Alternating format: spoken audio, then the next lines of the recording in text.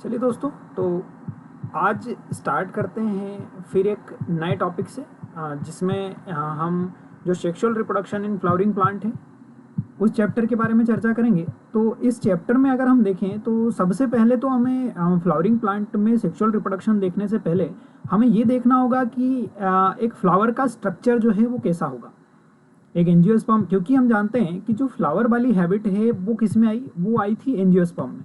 तो जो angiosperm plant है उनके अंदर सेक्सुअल रिप्रोडक्शन जो देखा गया, मतलब इसमें इस चैप्टर के अंदर हमें देखना होता है पॉलिनेशन देखना होता है, फर्टिलाइजेशन देखना होता है। और पॉलिनेशन फर्टिलाइजेशन से पहले हमें माइक्रोस्पोरोजेनेसिस और मेगास्पोरोजेनेसिस जो है देखना होता है, मतलब पॉलन ग्रेन किस तरीके से बनेगा और एग का फॉर्मेशन किस तरीके से होगा। साथ ही साथ इस चैप्टर से ओव्यूल का स्ट्रक्चर जो है ये भी एग्जाम में पूछा जाता है। सारी चीज़ों को हम जो है कवर करेंगे। तो इस वीडियो में हम क्या देखेंगे, इस वीडियो में हम स्ट्रक्चर देखेंगे एक फ्लावर का। इसके बाद जो है जो मेल गैमेट है जिसे हम पॉलन ग्रेन कहते हैं, पॉलन ग्रेन के बारे में जो है डिटेल में स्टडी जो है हम करेंगे। तो अभी एग्ज़ाम के बेसिस से, जैसे मैं हर बार बोलता आया हूँ कि एग्ज़ाम के बेसिस से हमें क्या करना है कि हमें एनसीईआरटी का ही पूरा कंटेंट उठाना है, इससे ज़्यादा डिटेल में हमें नहीं जाना है। ठीक है, तो चलिए स्टार्ट करते हैं हम एक फ्लावर के स्ट्रक्चर के साथ। फ्लावर के स्ट्रक्चर में जैसे आप देख सकते हैं कि ये जो हमको बाहर जो ग्रीन पार्ट दिख रहा है, अगर हम किसी फ्लावर में देखें तो ये कुछ इस तरीके का पार्ट हमें देखने को मिलता है। हिबिस्कस में आप आसानी से देख सकते हैं कि इस टाइप से का स्ट्रक्चर होता है, कप लाइक स्ट्रक्चर होता है जो पूरे के पूरे फ्लोरल पार्ट को होल्ड करके रखता है। इस पार्ट को हम कंप्लीट इस पार्ट को देखें तो इसे हम कैलेक्स कहते हैं।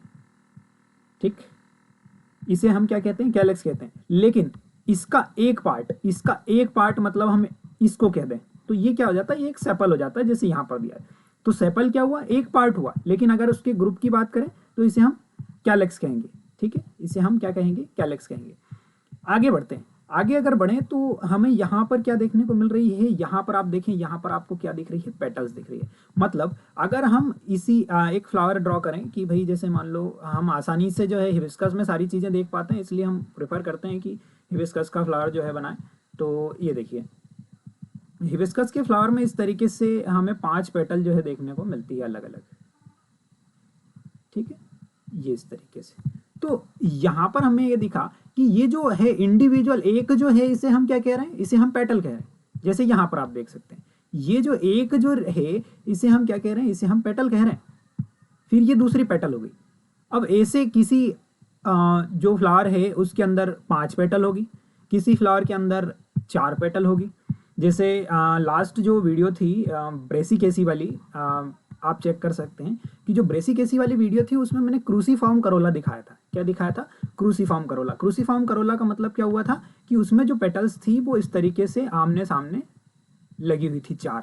किसी भी तरीके से कोई भी पेटल किसी को ओवरलैप नहीं कर रही थी। और ज़्यादा अच्छे से मैंने जैसे रेफेनस सटाइवस या वो मूली वाले जो प्लांट था उसके अंदर मैंने दिखाया था कि किस तरीके से जो है क्रूसीफॉर्म करोला का अरेंजमेंट होता है। तो हमने ये देखा कि भाई ये जो पेटल है, तो एक पार्ट को हमने यहाँ पर पेटल कह दिया। जैसे यहाँ पर एक पार्ट को हमने सेपल कहा था, वैसे यहाँ पर एक पार्ट को हमने क्या कह दिया, पेटल कह दिया। लेकिन अगर हम इसके ग्रुप की बात करेंगे तो इसका ग्रुप क्या कहलाता है, इसका ग्रुप क्या कहलाएगा, इसका ग्रुप कहलाएगा करोला। करोला कहलाएगा। ठीक है ना, करोला कहलाएगा। मतलब अगर हम हिबिस्कस की बात करें तो हिबिस्कस में कितनी पेटल, 5। तो पांचों को एक साथ क्या कहेंगे, करोला कहेंगे। एक को क्या कहेंगे, पेटल कहेंगे। जैसे मैंने अभी उस टाइम पे मैंने आपको बताया था, जैसे सरसों के फ्लावर में हम येलो कलर से ड्रॉ कर लेते हैं। सरसों के फ्लावर में मैंने बताया था उस टाइम पे कि इस टाइप से जो है क्रूसीफॉर्म करोला लगा हुआ है, मतलब जो पेटल्स है वो इस टाइप से किसी को भी ओवरलैप नहीं कर रही है। तो अगर हम बात करें तो ये चारों को एक साथ अगर हम देखें, चारों को अगर हम एक साथ देखें तो इन सभी को एक साथ हम क्या कह रहे थे, इन सभी को एक साथ हम क्या कह रहे थे, करोला कह रहे थे। लेकिन अगर हम बात करें कि कोई एक की अगर हम बात करें, ठीक है, अगर हम इंडिविजुअल इसको बोलें या इंडिविजुअल इसको बोलें तो ये क्या है, पेटल है। तो हम कह सकते हैं कि जो पेटल्स का ग्रुप है उसको क्या कह रहे हैं, हम करोला कह रहे हैं। और जो सेपल का ग्रुप है उसे हम कैलेक्स कह रहे हैं। ये चीजें हमें समझ में आई, इतनी चीजें हमें क्लियर हो गई। चलिए इसके बाद आगे अगर बढ़ें तो इसमें ये तो खैर वेजिटेटिव पार्ट्स की बात हो गई, ये तो सारे क्या हो गए, ये सारे वेजिटेटिव पार्ट हो गए। हम समझते हैं वेजिटेटिव पार्ट और रिप्रोडक्टिव पार्ट में क्या अंतर होता है। वेजिटेटिव पार्ट मतलब जो जिनके रिप्रोडक्शन वाले केस में कोई खासा इंपॉर्टेंस नहीं होते, लेकिन अब हम बात करेंगे जो इसके जनरेटिव पार्ट है या रिप्रोडक्टिव पार्ट है उनके बारे में। चलिए, तो यहाँ पर अगर हम देखें तो यहाँ पर क्या लगे हुए, यहाँ पर ये जो लगा हुआ है इसे क्या कहेंगे, एंथर कहेंगे। जैसे आप देख सकते हैं ये लगा हुआ है क्या, एंथर। ये एंथर है, ये जो हो गया हमारा क्या हो गया, ये जो हो गया फिलामेंट हो गया, मतलब एंथर और फिलामेंट, ठीक है ना। ये एंथर हो गया और यहाँ कहीं पे ये देखिए ये लिखा हुआ है फिलामेंट, ठीक है। तो अगर हम देखें तो जो मेल मतलब जिसको हम क्या कहेंगे, स्टेमेन कहेंगे, तो स्टेमेन किस किस को मिला के कहेंगे, थोड़ा सा कंफ्यूजन रहता है हमें कि एंथर और फिलामेंट को अगर हम एक साथ मिलाएं तो इसे क्या कहेंगे, इसे हम स्टेमेन कहेंगे, स्टेमेन कहेंगे, ठीक है। एंथर फिलामेंट को एक साथ हमने स्टेमेन कह दिया। लेकिन अब यहां पर अगर मैं बात करूं, यहां पर मैं बात करूं कि इन सारों को, मतलब जितने एंथर है और जितने फिलामेंट है सभी को एक साथ हम क्या कहेंगे, तो दोस्तों सभी को हम एक साथ क्या कहेंगे, सभी को एक साथ हम एंड्रोशियम कहेंगे। क्या कहेंगे, एंड्रोशियम कहेंगे, ठीक है। इतनी चीजें हमें क्लियर हुई, सभी को एक साथ हमने एंड्रोशियम कहा और एंथर और फिलामेंट को एक साथ हमने क्या कहा, स्टेमेन कहा, ठीक है। ये चीजें दोस्तों क्लियर हो गई आपको। चलिए, इसके बाद अगर हम बात करें तो हमें क्या दिख रहा है, यहां पर हमें यहां पर दिख रहा है कि एक स्टाइल दिख रही है आपको, एक स्टिग्मा दिख रहा है और एक ओवरी दिख रही है। क्या दिख रहा है हमें, सबसे नीचे अगर हम देखें तो ये है ओवरी। ओवरी मतलब जहां पर एग का फॉर्मेशन होगा, मतलब फीमेल गैमेट जो है यहां पर बनेगा और यहां पर क्या पाया जाएगा दोस्तों, यहां पर ओव्यूल पाया जाएगा, ठीक है ना। इसके बाद की अगर हम बात करें तो ये जो लंबा सा स्ट्रक्चर है इसे हम क्या कह रहे हैं, इसे हम स्टाइल कह रहे हैं। ये जो है क्या हो गया, ये स्टाइल हो गया, ठीक है। स्टाइल के नीचे ओवरी लगी, ऊपर लगा हुआ है स्ट्रक्चर जिसे हम क्या कह रहे हैं, जिसे हम स्टिग्मा कह रहे हैं। क्या कह रहे हैं, स्टिग्मा कह रहे हैं। और ये जो स्टिग्मा है, ये जो स्टिग्मा है, स्टिग्मा का मेन फंक्शन हो जाता है, ये क्या करता है, पॉलन को जो है ट्रैप करने का काम करेगा, ठीक है। पॉलन ग्रेन को ट्रैप करने का काम जो है ये करेगा।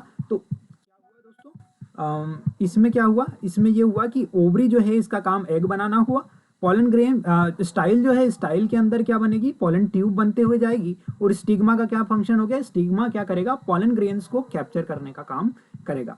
वहीं अगर हम एंथर की बात करें तो एंथर मेल जो है मेल गैमीट का फॉर्मेशन जो है एंथर के अंदर होगा, ठीक है। और बाकी जो एंथर को एक्चुअली ये जो फिलामेंट है, फिलामेंट जो है मूवमेंट प्रोवाइड करता है एंथर को। मतलब क्या होगा कि एंथर को जैसे हवा चलने के साथ साथ एंथर के अंदर चाहिए मूवमेंट, क्योंकि जब मूवमेंट होगा तो इसके अंदर से पॉलन ग्रेन जो है स्प्रेड होंगे। तो पॉलन ग्रेन को स्प्रेड होने के लिए क्या चाहिए, पॉलन ग्रेन को फैलने के लिए क्या चाहिए, मूवमेंट चाहिए। और वो मूवमेंट कौन प्रोवाइड करेगा, इसे फिलामेंट प्रोवाइड करेगा।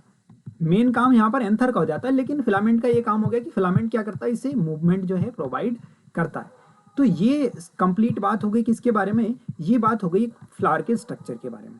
इसके बाद आगे बढ़े तो कुछ प्री फर्टिलाइजेशन इवेंट के बारे में देखेंगे कि भाई फर्टिलाइजेशन से पहले क्या कौन कौन से इवेंट जो है होंगे। तो कौन कौन से इवेंट होंगे भाई, फर्टिलाइजेशन से पहले क्या होगा, गैमेटोजेनेसिस होगा। फर्टिलाइजेशन से पहले गैमेट का बनना जरूरी है, गैमेट बनेगा तब तो फर्टिलाइजेशन होगा, ठीक है ना। तो अब इसमें हम जो है फटाफट काम की चीजों की बात करेंगे। देखिए क्या होगा, जो पॉइंट इंपॉर्टेंट है मैं उसे हाईलाइट करता जा रहा हूँ, ठीक है ना। जो पॉइंट इंपॉर्टेंट है मैं उसे हाईलाइट कर देता हूँ। देखिए क्या लिखा हुआ है, the two part of typical stamen. Stamen के दो पार्ट है, एक क्या होगा फिलामेंट और दूसरा क्या होगा एंथर, ठीक है। एक क्या होगा फिलामेंट होगा और दूसरा होगा एंथर। ये हो गया हमारा फिलामेंट और ये जो रीजन है इसे हम एंथर कह रहे हैं, ठीक है ना। इसके बाद अगर हम देखें तो यहां पर एक टर्म आ रही है जिसे हम बाइलोब्ड और डाइथिकस एंथर जो है कहते हैं। अब देखिए क्या लिखा हुआ है यहां पर, थोड़ा सा समझेंगे डाइथिकस और बाइलोब्ड का मतलब क्या होता है। A typical angiosperm anther is bilobed with each lobe having two theca. मतलब अगर हम देखें तो ये जो एंथर है, ठीक है ना, ये जो एंथर हो गया, ये एंथर हर एक जो एंथर है ये बाइलोब्ड है, ठीक है। बाइलोब्ड मतलब एक लोब और ये दूसरा लोब, ठीक है, बाइलोब्ड हो गया। और हर एक लोब के अंदर क्या है, दो थीका है, एक थीका और दो थीका। समझ गए? ये बात आपको समझ में आई अभी तक कि भाई क्या हुआ, हर एक, मैं कलर चेंज करके बता देता हूँ, ज़्यादा अच्छे से समझ में आएगा।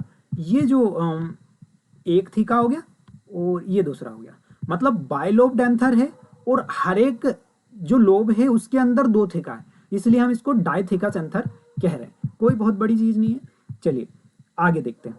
अगर हम इसके बाद बात करें तो यहाँ पर हमें देखने को मिल रहा है क्या, यहाँ पर हमें देखने को मिल रहा है कि the anther is four side structure consisting of microsporangia. Actually क्या होगा, एक मिनट, देखिए क्या होगा कि ये जो थीका है, ठीक है, बाइलोब डाइथिकस मतलब हर एक थीका जो होगा बाद में एक पॉलन सेक बनाएगा और इस पॉलन सेक के अंदर क्या होगा, पॉलन ग्रेन रहेंगे। तो इसको अभी क्या कह रहे हैं, the anther is a four side, मतलब टेट्रागोनल एंथर होगा। एंथर के पास क्या किए, चार साइड हो गई, चार साइड हो गई, मतलब कि क्या हुआ कि बाइलोब्ड था और डाइथिकस था, तो हमें चार साइड दिख रही है, 1 2, ये देखिए, ये 1 2 3 4 चार साइड हो गई और टेट्रागोनल स्ट्रक्चर बन गया, जिसे हम क्या कहेंगे, फोर जो है माइक्रोस्पोरोगोनिया यहाँ पर बन गई। क्या बनी, फोर माइक्रोस्पोरोगोनिया। ठीक है, 2 इन ईच लोब, मतलब हर लोब के अंदर, बाइलोब्ड एंथर है तो हर लोब के अंदर क्या होगी, दो माइक्रोस्पोरोगोनिया होगी। तो भाई साहब जो थीका कह रहे हैं हम, जिसे थीका कह रहे हैं, वही थीका जो है उसी को हम क्या कह रहे हैं, माइक्रोस्पोरोगोनिया कह रहे हैं। खाली यहाँ पर टर्म्स में आपको उलझाया हुआ है, ठीक है ना। इसके बाद अगर हम देखें तो देखो, the microsporangia develop further and become pollen सेक।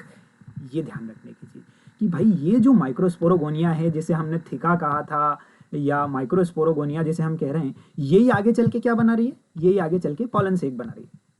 ठीक है ना, क्योंकि इसी के अंदर क्या होगा कि पॉलन ग्रेन बनेंगे और इसी के अंदर पॉलन ग्रेन स्टोर होंगे, तो इसलिए क्या कह रहे हैं, इसको हम आगे चल के क्या कहेंगे, पॉलन सेक जो है कहेंगे।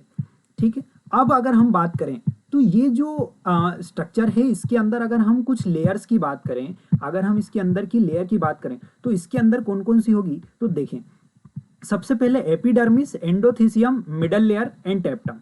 अब इसे देखने के लिए हमें क्या करना पड़ेगा, इसे देखने के लिए हमें थोड़ा सा इधर वाले स्ट्रक्चर पे आना पड़ेगा। ठीक है, देखिए क्या हो दिया हुआ कि जो एक, एक्चुअली हमने ये वाला पार्ट, ये वाले पार्ट को हमने क्या किया है, यहाँ पर जूम किया है। ठीक है ना, ये वाले पार्ट को हमने जूम किया है तो यहाँ पर हम देखें तो देखिए सबसे आउटर लेयर क्या कहला रही है, एपिडर्मिस कहला रही है। उसके नीचे जो लेयर है उसे हम क्या कह रहे हैं, उसे हम एंडोथीसियम कह रहे हैं। क्या कह रहे हैं, एंडोथीसियम कह रहे हैं। एंडोथीसियम के नीचे की जो लेयर है, मतलब सिंगल लेयर्ड स्ट्रक्चर हो सकता है, डबल लेयर्ड स्ट्रक्चर हो सकता है, इस स्ट्रक्चर को हम क्या कह रहे हैं, मिडिल लेयर। मतलब सबसे आउटर लेयर एपिडर्मिस, उसके नीचे एंडोथीसियम, एंडोथीसियम के नीचे मिडिल लेयर होगी। अब बात आती है मिडिल लेयर के नीचे की बात। मिडिल लेयर के नीचे जो है जिसका नाम है टेप्टम। अब ये जो है, इसे ध्यान रखने की चीज है, ये जो टेप्टम है ये इंपॉर्टेंट हो जाती है। और टेप्टम इंपॉर्टेंट क्यों हो जाती है, क्योंकि यहाँ पर आप देख रहे हैं कि जो माइक्रोस्पोर मदर सेल, जिसे हम क्या कह रहे हैं, माइक्रोस्पोर मदर सेल, मतलब जो आगे चल के क्या बनाएगी, पॉलन ग्रेन बनाएगी। तो पॉलन ग्रेन को नरिशमेंट देने का काम या न्यूट्रिशन देने का काम कौन करेगा, टेप्टम करेगी। ये ध्यान रखने की चीज है। कौन सी लेयर है जो पॉलन ग्रेन को न्यूट्रिशन देने का काम करेगी, डेवलपिंग पॉलन ग्रेन को, उसका नाम क्या होगा दोस्तों, उसका नाम होगा टेप्टम। तो ये जो है, ये हमें जो है ध्यान रखने की चीज है। ठीक है, इसके बाद अगर हम माइक्रोस्पोरोजेनेसिस की तरफ वापस से आए तो क्या होगा, देखिए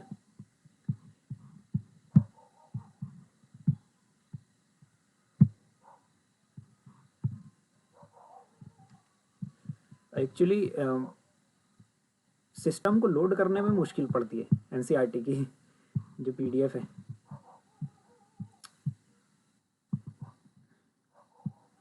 लोड करना कठिन हो जाता है इसको चलिए देखते हैं। तो यहाँ पर हमने क्या क्या देख लिया, लेयर्स देख ली हमने सारी। इसके बाद अगर हम देखें तो each cell of sporogenous tissue is capable to giving rise है माइक्रोस्पोर टेट्राड। अब क्या होगा, चलिए खैर ये सब चीज़ों की तरफ ध्यान नहीं देते हुए हम जो है इंपॉर्टेंट चीज़ों की तरफ ध्यान देंगे। देखिए, the process of formation microspore from the pollen mother cell is called microsporogenesis. तो यहाँ पर हमारी माइक्रोस्पोरोजेनेसिस की डेफिनेशन हो जाती है कि माइक्रोस्पोरोजेनेसिस क्या हुआ कि जो पॉलन मदर सेल है पॉलन मदर सेल से इस जो हमारा पॉलन ग्रेन है उसका फॉर्मेशन, माइक्रोस्पोर जिसे हम कहते हैं, पॉलन ग्रेन को ही यहाँ पर माइक्रोस्पोर कह रहे हैं क्योंकि वो एक मेल गैमीट की तरह काम कर रहा है। तो मेल गैमीट को ही माइक्रोस्पोर कहेंगे और प्लांट वाले केस में उसे हम क्या कहेंगे, जो है पॉलन ग्रेन कहेंगे, ठीक है ना। तो इसके बनने की प्रोसेस क्या हो गई, माइक्रोस्पोरोजेनेसिस, माइक्रोस्पोर के बनने की प्रोसेस माइक्रोस्पोरोजेनेसिस। अब होगा क्या, देखें क्या होगा, the microspore as they are formed are arrange in a cluster of 4 cell. अब क्या होगा कि ये जो है ये क्लस्टर के रूप में अरेंज होगा 4 सेल के, जिसे हम माइक्रोस्पोर टेट्राड कहेंगे। अब जरा इसको समझने के लिए थोड़ा सा हम डायग्राम की तरफ जाएंगे। ये देखिए, जैसे ये डायग्राम आप देख सकते हैं, क्या होगा कि प्राइमरी स्टेज में क्या होगा, प्राइमरी स्टेज में यहाँ पर ये एक माइक्रोस्पोर टेट्राड बनेगा। क्या बनेगा, टेट्राड मतलब 4 सेल का एक स्ट्रक्चर, ठीक है ना। प्राइमरी कंडीशन में ये जो है ये 4 सेल का टेट्राड का स्ट्रक्चर होगा, और बाद में क्या होगा, इनसे ये सेल्स अलग हो जाएंगी, और ये सेल अलग होने के बाद फिर आगे चल के ये एक पॉलन ग्रेन जो है बनाएगी, आगे चल के ये एक पॉलन ग्रेन का फॉर्मेशन करेगी, ठीक है ना। इसके बाद चलिए देखें, as the anther mature and dehydrate. क्या हुआ, डिहाइड्रेट का मतलब क्या हुआ, इसके अंदर से जो है वाटर जो है रिलीज हो गया, डिहाइड्रेट हो गया, और जो सेल्स है, जो टेट्राड है, जो टेट्राड अभी हमने देखा कि ये जो टेट्राड बना था, इस टेट्राड से चारों सेल क्या हो गई, चारों सेल अलग अलग हो गई, चारों सेल सेपरेट हो गई इस टाइप से, ठीक है ना। इस टाइप से जो है 4 सेल हमारी सेपरेट हो गई, और यही जाके क्या हो गई, ये पॉलन ग्रेन बन गई, ठीक है ना। अब अगर हम पॉलन ग्रेन की बात करें, तो अब अगर हम बात करें कि जो पॉलन ग्रेन है वो क्या होगा, तो the pollen grain represent the male gametophyte. भाई साहब अगर हम देखें यहाँ पर, तो हमने आपको अगर याद हो तो 11th में आपने जो है प्लांट किंगडम पढ़ा होगा। प्लांट किंगडम में आपने देखा होगा सबसे पहले ब्रायोफाइट्स पढ़े होंगे आपने। तो ब्रायोफाइट में क्या हो रहा था, गैमेटोफाइट स्टेज इज डोमिनेंट थी, ठीक है ना। क्या था, गैमेटोफाइट स्टेज डोमिनेंट थी, मतलब ब्रायोफाइट की अगर थोड़ा सा अगर आप ध्यान करें तो उसमें क्या हो रहा था कि एक गैमेटोफाइट प्लांट था, और गैमेटोफाइट प्लांट के ऊपर स्पोरोफाइट प्लांट उसके ऊपर लग रहा था, ठीक है। एक गैमेटोफाइट प्लांट के ऊपर स्पोरोफाइट प्लांट लग रहा था, और ज्यादा समय तक जो है क्या गैमेटोफाइट प्लांट सर्वाइव कर रहा था, इसलिए हम क्या कह रहे थे उसे, वो जो प्लांट था उसे गैमेटोफाइटिक प्लांट जो है कह रहे थे, क्योंकि उसका डोमिनेंट फेज कौन सा था, गैमेटोफाइट था, ठीक है ना। लेकिन अगर हम एंजियोस्पर्म की बात करें तो एंजियोस्पर्म में जो है होता है स्पोरोफाइट प्लांट जो है डोमिनेंट होता है, या स्पोरोफाइट स्टेज क्या होगी, डोमिनेंट होगी। उसके बारे में फिर डिटेल में देखना पड़ेगा, लेकिन अगर आपको पिछली जो क्लास है 11th आपको अगर याद हो तो आपको गैमेटोफाइट और स्पोरोफाइट जो है क्लियर होंगे, ठीक है ना। तो हम क्या कह रहे हैं कि यहाँ पर जो पॉलन ग्रेन है, ये पॉलन ग्रेन ही रिप्रेजेंट कर रहा है गैमेटोफाइट को, किसके अंदर, एंजियोस्पर्म के अंदर। अब देखिए यहाँ पर क्या होगा, यहाँ पर आगे बढ़ते हैं। अगर हम पॉलन ग्रेन की बात करें तो पॉलन ग्रेन के अंदर हमें ध्यान रखने की चीज है कि जो आउटर लेयर है, मतलब इस पॉलन ग्रेन की 2 लेयर है। आउटर लेयर जिसे हम क्या कह रहे हैं, जिसे हम एक्साइन कह रहे हैं, क्या कह रहे हैं, एक्साइन कह रहे हैं, एक्साइन कह रहे हैं, ठीक है ना, आउटर लेयर को। इनर लेयर को क्या कह रहे हैं, तो इनर लेयर को हम इंटाइन कहेंगे। अब जो आउटर लेयर है इसका काम क्या, देखिए क्या होगा कि जो पॉलन ग्रेन होंगे, अब जैसे मान लो कि कोई एक्वाटिक प्लांट है और उसके अंदर जो पॉलन ग्रेन है वो पानी के अंदर गिरा। अब पानी के अंदर गिरेगा तो हो सकता है कि यह पॉलन ग्रेन खराब हो जाए, क्योंकि पानी में जाने के बाद कोई चीज़ सड़ भी तो सकती है ना। तो इन सभी चीज़ों से बचाने के लिए, अच्छा नॉर्मली अगर हम टेरेस्ट्रियल लैंड की भी बात करें तो यहाँ पर भी पॉलन ग्रेन जो एक जगह से दूसरी जगह माइग्रेट हो रहा है, तो उसमें हो सकता है कि वो डैमेज हो जाए। तो उसे डैमेज होने से बचाने के लिए जो आउटर लेयर होगी, उसे डैमेज होने से बचाने के लिए इसके ऊपर एक आउटर लेयर होगी, जिसका नाम क्या होगा, जिसका नाम होगा दोस्तों एक्साइन, ठीक है। और ये एक्साइन किस चीज की बनी है, स्पोरोपोलेनिन नाम के केमिकल की बनी हुई है। मतलब यहाँ पर जो है स्पोरोपोलेनिन की बनी हुई है एक्साइन, और ये क्या हो रहा है, ये ऑर्गेनिक मटेरियल जो है रेजिस्टेंस ऑर्गेनिक मटेरियल है, most resistance organic material. Resistance का मतलब क्या हुआ, रेजिस्टेंट का मतलब हुआ कि इसको हम इतनी आसानी से डिकम्पोज नहीं कर सकते। रेजिस्टेंस ऑर्गेनिक मटेरियल मतलब ऐसा ऑर्गेनिक मटेरियल जिसको आसानी से डिकम्पोज नहीं कर सकते। तो उसका नाम क्या हुआ दोस्तों? उसका नाम हुआ स्पोरोपोलेनिन। ठीक है, ये ध्यान रखेंगे। इसके बाद pollen grain exine has prominent structure is called germ pore. अब एक्चुअली क्या होगा कि जो इसके अंदर क्या होगा कि अगर हम देखें तो एक जगह से यहाँ पर बना हुआ नहीं है। अगर मैं इसका स्ट्रक्चर बनाऊं तो पोलन ग्रेन का स्ट्रक्चर में इस तरीके से अगर आपको बना के बताऊं तो ये एक थोड़ा सा बड़ा बना लेते हैं हम इसे, ज़्यादा अच्छे से समझ में आए। तो पोलन ग्रेन का जो स्ट्रक्चर होगा उसके अंदर क्या होगा कि दो टाइप की लेयर में बना देता हूँ। यहाँ पर देखिए, ये हो गया, ये हो गया, ये हो गया और ये हो गया। ठीक है ना, गोल बनाना था, थोड़ा सा बना नहीं हूँ मुझसे। ठीक है ना, तो यहाँ पर क्या हो रहा है, यहाँ पर दोस्तों क्या हो रहा है कि यहाँ पर ये देखिए, ये जो स्ट्रक्चर बनाया हुआ है, क्या मुझसे बनाने में गलती हो गई? नहीं सर, बनाने में गलती नहीं हुई आपसे। हुआ क्या है कि ये स्ट्रक्चर होता ही ऐसा है, होता ऐसा है मतलब ये जो आउटर लेयर है इसे हम क्या कह रहे हैं? एक्साइन कह रहे हैं। ये जो इनर लेयर है इसे हम इंटाइन कह रहे हैं। कौन सी? ये जो रेड वाली मैंने बनाई है इसे हम इंटाइन कह रहे हैं, इसे हम एक्साइन कह रहे हैं। अब ये मोटी सी लेयर जो एक्साइन है किसकी बनी हुई है? स्पोरोपोलेनिन की, स्पोरोपोलेनिन की बनी हुई है, राइट। अब लेकिन क्या होगा कि एक जगह से क्या होगा, किसी एक जगह से ये जो एक्साइन है, एक्साइन पतली होगी, कैसी होगी? थिन होगी। ठीक है, और वो जो रीजन होगा उस रीजन को हम क्या कहेंगे? इस रीजन को हम जर्मपोर कहेंगे। क्या कहेंगे? जर्मपोर कहेंगे। वहां पर क्या होगा? जर्मपोल वाले रीजन पे स्पोरोपोलेनिन क्या होगा? एब्सेंट होगा। अब ये एब्सेंट क्यों होगा दोस्तों, इसके बारे में जरा फटाफट जान लेते हैं। एक्चुअली होता क्या है कि हालांकि इसको हम जब डबल फर्टिलाइजेशन देखेंगे जब देखेंगे, लेकिन यहाँ पर मैं आपको थोड़ा सा बता देता हूँ कि यहाँ पर क्या होता है कि ये जो एक्साइन है, यहाँ से एक्साइन ब्रेक करती है और यहाँ से पोलन ट्यूब का फॉर्मेशन होना चालू होगा। तो अब ये पोलन ट्यूब क्या है, इसे हम आगे की क्लासेस में देखेंगे कि भाई पोलन ट्यूब क्या होगी। ठीक है, लेकिन अभी आप ये इतना ध्यान रखें कि ये जो जर्मपोर है, यहाँ से एक्साइन कैसी है? थिन है। और ये जहां से एक्साइन थिन है मतलब जहां पर स्पोरोपोलेनिन नहीं है, वहां से क्या होगा?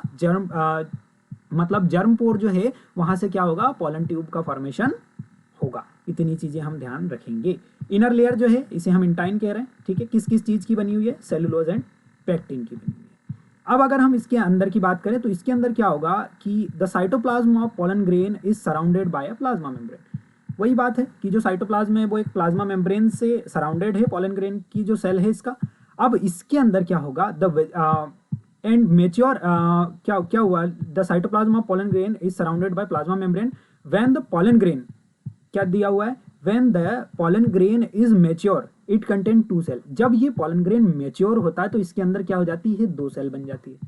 ठीक है, 2 सेल बन जाएगी। अब इन 2 सेल में क्या होगा? एक सेल होगी वेजिटेटिव सेल, एक सेल होगी वेजिटेटिव सेल और दूसरी होगी क्या? Generative cell. यहां पर इन्होंने वेजिटेटिव सेल और जनरेटिव सेल यूज किया है, इसलिए जो है हम इन्हीं वर्ड का यूज करेंगे।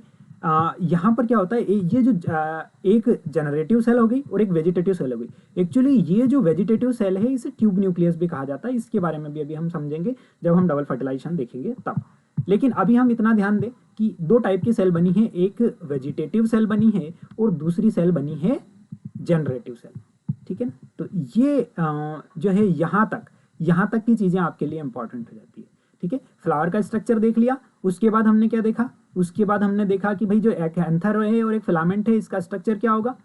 एंथर फिलामेंट का स्ट्रक्चर देखने के बाद हमने देख लिया कि एंथर क्या होता है? बाइलोब्ड और डाइथिकस होता है। तो बाइलोब्ड मतलब 2 लोब होंगे और हर लोब के अंदर, हर एक लोब के अंदर क्या होंगे? 2 थिका होंगे। तो बाइलोब्ड और डाइथिकस एंथर जो है होगा।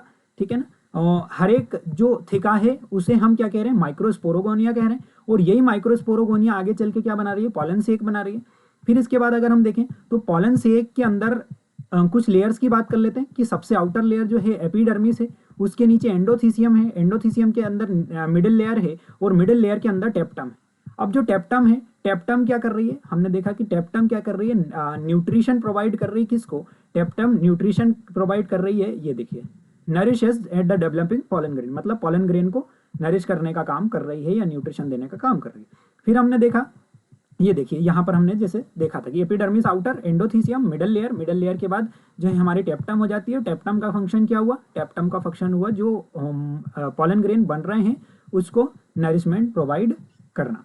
फिर इसके बाद हमने देखा कि भाई माइक्रोस्पोर के बनने की प्रोसेस माइक्रोस्पोरोजेनेसिस कहलाती है। मतलब जो पॉलन मदर सेल है पीएमसी है, उससे जब पॉलन ग्रेन जो बनेगा उसके बनने की प्रोसेस क्या कहलाई? माइक्रोस्पोरोजेनेसिस कहलाई। माइक्रोस्पोरोजेनेसिस होगा तो कैसे होगा कि क्या होगा, प्राइमरी स्टेज में 4 सेल का एक टेट्रॉइड बनेगा और ये सेल कैसी होगी, ये चारों सेल अलग अलग होके एक एक पॉलन ग्रेन जो है बनाएगी। उसके बाद अगर हम पॉलन ग्रेन की बात करें तो पॉलन ग्रेन को हम क्या कह रहे हैं? मेल गैमेटोफाइट कह रहे हैं। पॉलन ग्रेन को ही हम मेल गैमेटोफाइट कह रहे हैं, किसके अंदर? एंजियोस्पर्म के अंदर।